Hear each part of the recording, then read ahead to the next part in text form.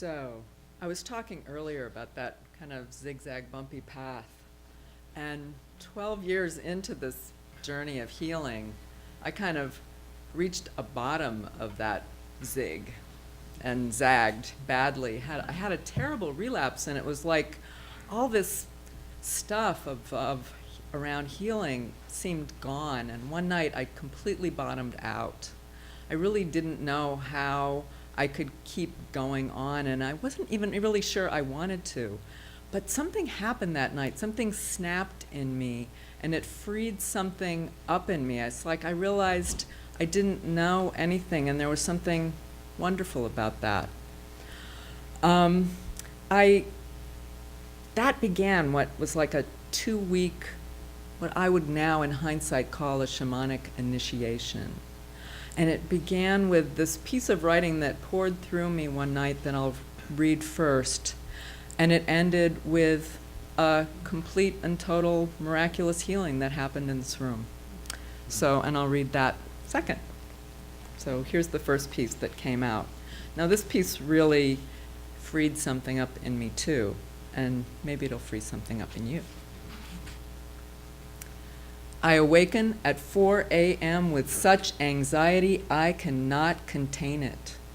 I try to hold it in some way, but I cannot live with this much anxiety.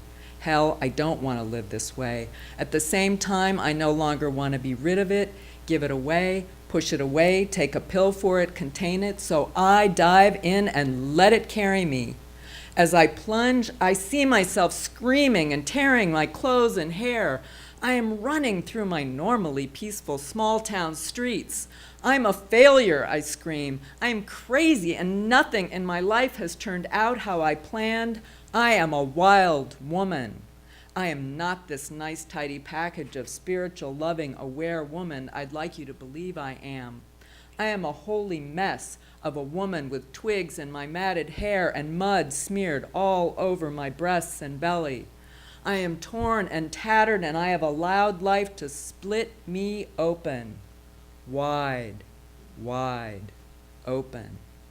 I don't fit into the containers of houses and jobs and roles anymore. I come from the nunnery of the wild woman, where instead of dressing in a nun's habit, I wear patched-together garment rags in sackcloth. Each day, instead of doing good works, I rip and wring apart these rags until they lay shredded upon the cool stone floors of my black hole sanctuary. Instead of praying, I foam at the mouth and rant and cry the screams of cosmic rage and pain and laughter. Every night, as people sleep, I piece my bits of rags together and start the process over again. But I can't rest in the nunnery anymore. It's no longer my place, and it's too damn hard to hide who I am from the world, so I run through the streets and let everyone see the woolly wildness of me, the holy mess of me, the rough edges of me, the failures and mistakes and illness and deadness and abuse stuff, and can't get it together in my lifeness of me, and I get it over with. Let it all out and confess, so that all the citizens of my community will know at once who I am. I live on the rough edges, ride the rough-edged path so others don't have to.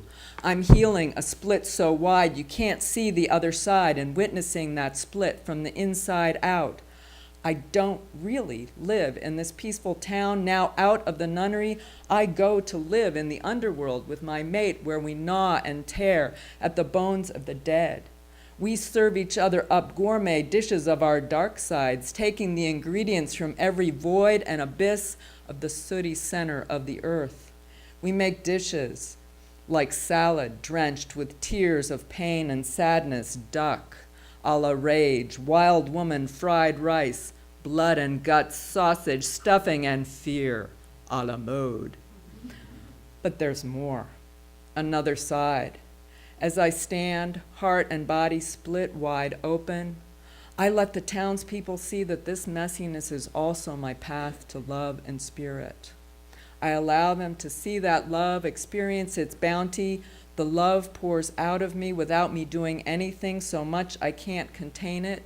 Love for me and my wild woman, savage though she may be. I love that I've ridden her edges and survived, and I tenderly recognize that those edges of my roots of passion and creation.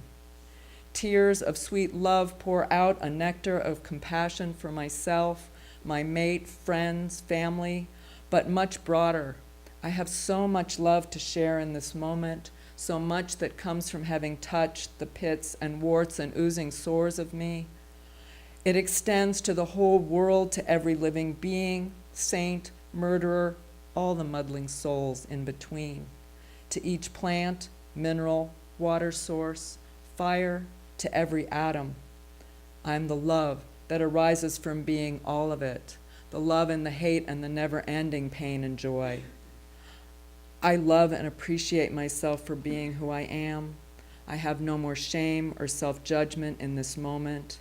It's not even about forgiving myself or my father or anyone else anymore.